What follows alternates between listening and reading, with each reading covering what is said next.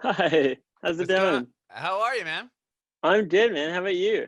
Doing very well. Oh, amazing. Right on. So, Joe, yeah, our podcast is all about your journey in the music industry and how you got to where you are today. Cool. Yeah. Sounds So, great. whereabouts are you in the country? Well, right now I'm in Canada. I'm in Victoria, BC. So I'm just on, it's in Vancouver Island, which is where I grew up. I'm Oh, in sure.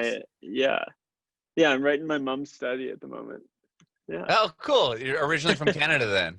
Yeah, yeah. Very cool. How did you get into music? Well, I'd always played music all my life, and I took kind of a wrong turn and went to school not for music in Canada for a second. And realized that it just totally wasn't want to be doing or what I wanted to be doing. So I took a year off, came down to LA, and yeah, that was that. I guess I was a Wow. huge guitar nerd when I was younger. That was what got me into it, I think. When did you get your first guitar? Mm, grade six, I guess. Okay. Um, there was this sort of weird old classical like nylon string Spanish type guitar thing that was always laying around in the house. And like it was impossible to play, but I always sort of thought, oh, that's so cool. And like finally sort of tried it out. I didn't know how to tune it or anything, but yeah, about grade six, I guess. Those are always hard to tune, the like plastic string, like classical guitars. I feel like Oh they're yeah, like never really in tune. totally. Yeah, I mean this one like the strings are like an inch away from the fretboard or whatever. But Fretboard, I mean yeah. it still sounds great. I was actually playing it the other day. Yeah. That's awesome. So that's Totally. what you learned on. Yeah. But before you got to LA, did you play in bands in grade school or high school? Uh, yeah, I guess I had man, I haven't thought about this for ages. That's funny. Yeah, I had a band with all these guys at another high school. So I kind of met a couple of them through like Facebook and stuff, which I guess Okay. like not a lot of local musicians or whatever. So people were always like hitting each other up on Messenger or whatever. And yeah, and I got really close to them and we did like the Battle of the Bands thing, which was super fun. And yeah, yeah, Did I you guess do an that. original or a cover? Oh yeah, all original, brutal originals. But I was like, we were trying to like make everything really cool. So my friend like had this weird bass pedal that like connected to a ring on your thumb, and it was sort of like a almost like a dubstep thing. And then we tried Oh, to get like wow. the iPad rigged up as a MIDI controller. It was a whole ordeal. But yeah, it was a lot of fun That's for sure. awesome. So you get to LA. How did you get to LA? Like, tell me this story. Like, Okay, it was a journey for sure. okay. I didn't know that I was an American citizen. My dad grew up in the States, and I didn't realize I had citizenship until the year after I went to UBC. So I was able to like Oh, audition really? around to a bunch of different American schools, and I I applied to USC and Mhm. got a financial aid offer, which I thought like it wasn't enough, and I was like, okay, well that's fine. Probably just not going to go to school and try my hand at whatever else. But on the Friday before the Monday that classes started, I got a call from USC, the financial aid office, and they said they updated my offer. So I went Hmm. online, and sure enough, it was like just enough for me to be able to make it down. So then tried to get everything in order that weekend and threw everything into the Prius on Monday morning and showed up on Wednesday for the third day of classes. Oh my gosh. Yeah.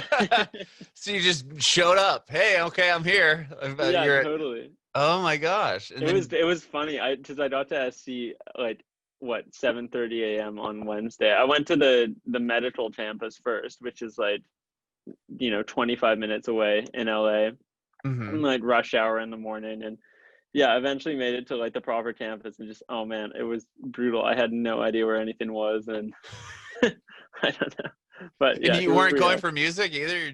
You're going for something I different. went for music, so I went for music production at Oh, cool. USC.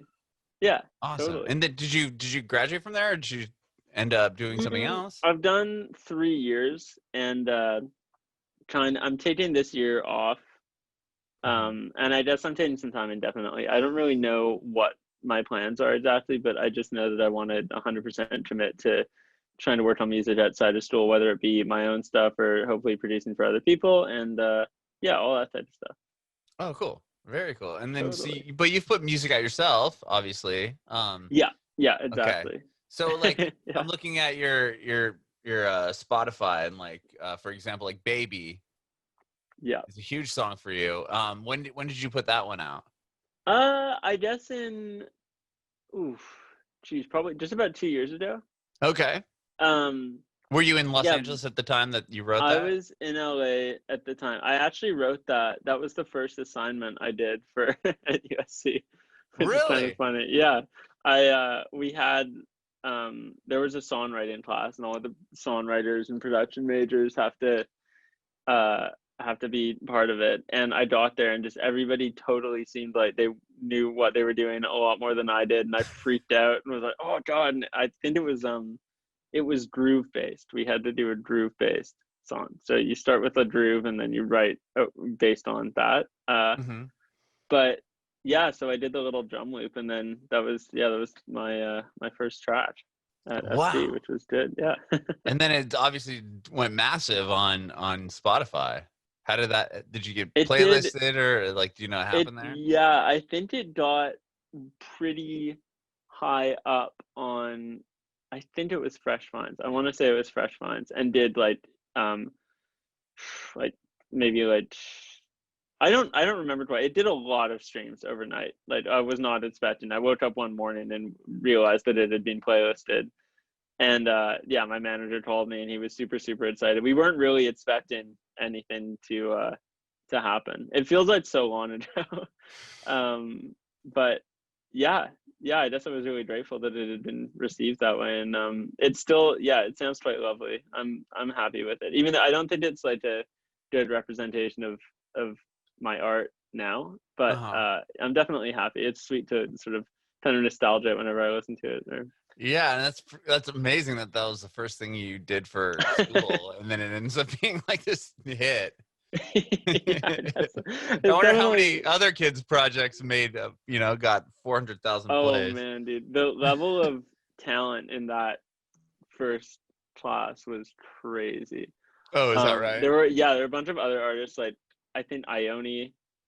I don't know if you know who that is. She's Hmm. an incredible singer that's really popping like crazy right now on Spotify. Also, Sally Boy Era is my friend who's managed by the same Jay as me. But yeah, all of these amazingly talented people. It's pretty crazy class Yeah. for sure. Wow. So that song goes up, it does really well, and then at this point, are like record labels ch- chasing you down, or like are you playing out in uh, LA at this point? I mean, no, not really at all. I think that a couple labels just sort of said hi or like connected with my manager, but there was nothing really serious. And yeah, originally we were gonna follow it up with like, oh, we're gonna do three like 2 song drops, and we had this whole plan for different releases, but it kind of I guess it fell through after at that point in the game. I guess I was getting a lot better, and I think we all thought it would be best if we just took a break um, and developed for a little while. Mm-hmm. So yeah, and that took us to about a year ago when so yeah, we took like a year off or whatever, and then I finished the project that I've been working on, and I yeah, now we're just in a much better place to be releasing, I think.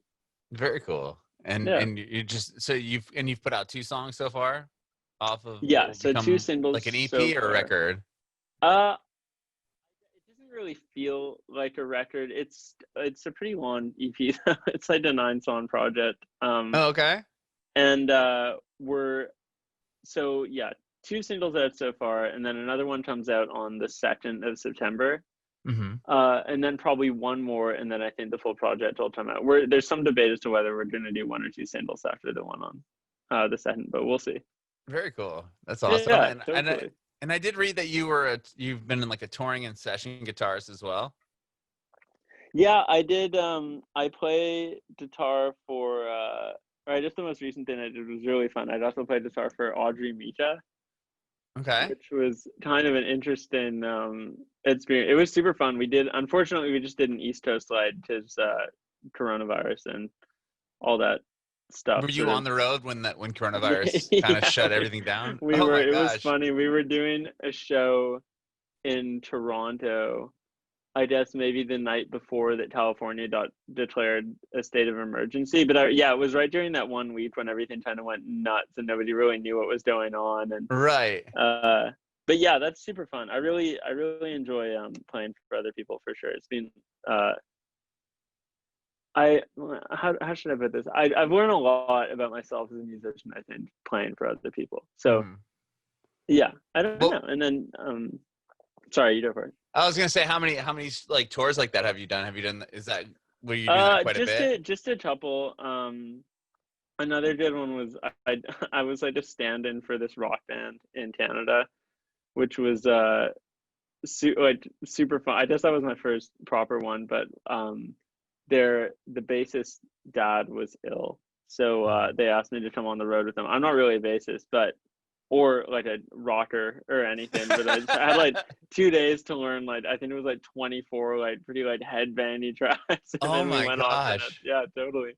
That was a lot different than the Audrey Mucha tour because we were in just like an RV and like no AC or anything, driving across like Western Canada in the middle of the summer. It was pretty hot, but yeah, it was fun still.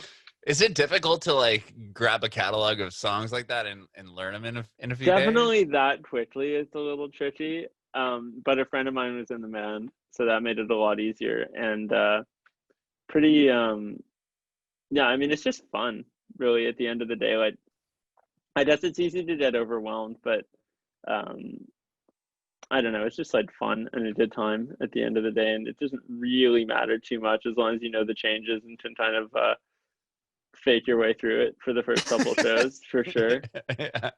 And like that being said, like now that I'm in LA, I know a lot more session people, and there are people that learn like 40 songs in a day. So I don't That's know, do it crazy. once and then they kind of have it. But yeah, And do you just learn them all by ear, or can you? yeah. Oh wow, I've never been much good with like sight reading reading. music or whatever. So yeah, Wow. So totally. it just how long will it take you to learn something?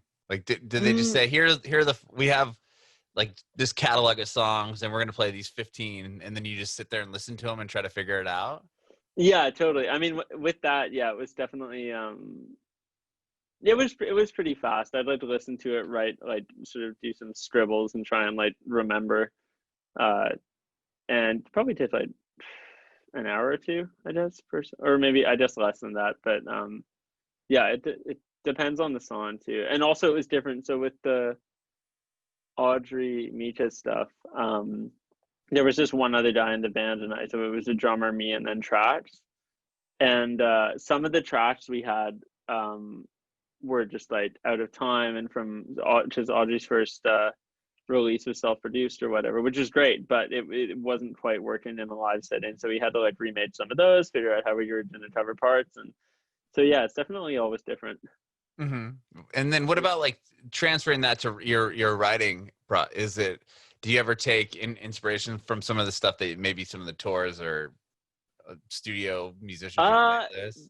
Being on the road is fun because I think it's really inspiring, and it you don't have a lot of time. Like before I went the first time, I thought, oh yeah, it'll be great, but realistically, like you're traveling the whole day, you can't really do anything in the van or whatever, or the bus, and then you show up to the date, and you basically just get 2 hours between sound check and the show, because after the show you pack up, it takes ages, and then you just go sleep as much as you can. But Yeah. that being said, it kind of